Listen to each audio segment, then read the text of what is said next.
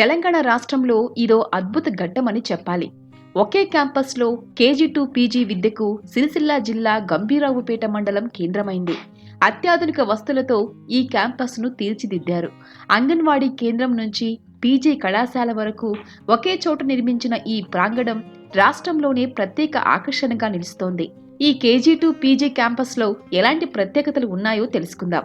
తెలంగాణ ప్రత్యేక రాష్ట్రంగా ఆవిర్భవించాక తొలి ప్రభుత్వాన్ని ఏర్పాటు చేసిన టీఆర్ఎస్ రాష్ట్ర విద్యా వ్యవస్థలో నూతన విధానాలను అమలు చేస్తున్నట్లు ప్రకటించిన సంగతి తెలిసిందే. దీంట్లో భాగంగానే కేజీ టు పీజీ దాకా ఒకే చోట పూర్తి చేసుకునేలా విద్యార్థులకు నూతన విద్యాలయాలను ఏర్పాటు చేయనున్నట్లు ప్రకటించింది.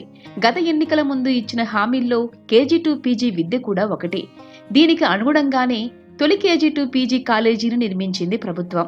సిరిసిల్ల జిల్లా గంభీరావుపేట మండల కేంద్రంలో ఈ భవనం నిర్మాణమైంది. ఈ భవనంలో విశాలమైన గదులు, ల్యాబ్లు, కంప్యూటర్ ల్యాబ్లు, ఒకేసారి 1000 మంది కలిసి కూర్చుని తినేలా డైనింగ్ హాల్ను ఏర్పాటు చేశారు. స్పోర్ట్స్ కోసం ప్రత్యేకంగా సింథటిక్తో గ్రౌండ్ నిర్మించారు. దీంట్లో క్రికెట్, వాలీబాల్, ఫుట్బాల్ కోర్టులున్నాయి.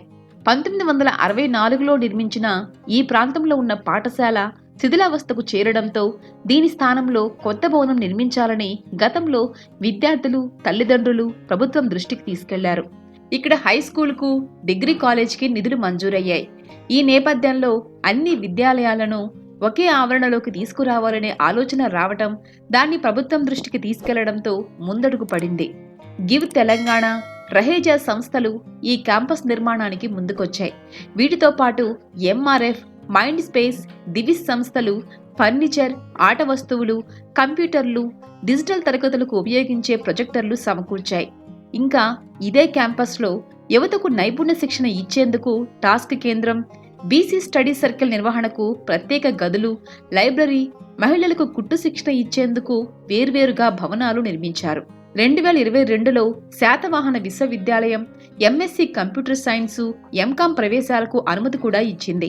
ఇలా అన్ని విద్యాలయాలు ఒకే దగ్గర ఉండటమంటే విద్యార్థులకు పండగ లాంటిదే. ఇలాంటి క్యాంపస్లు మరిన్ని వస్తే విద్యార్థులకు చదువుల తిప్పలు తప్పుతాయి.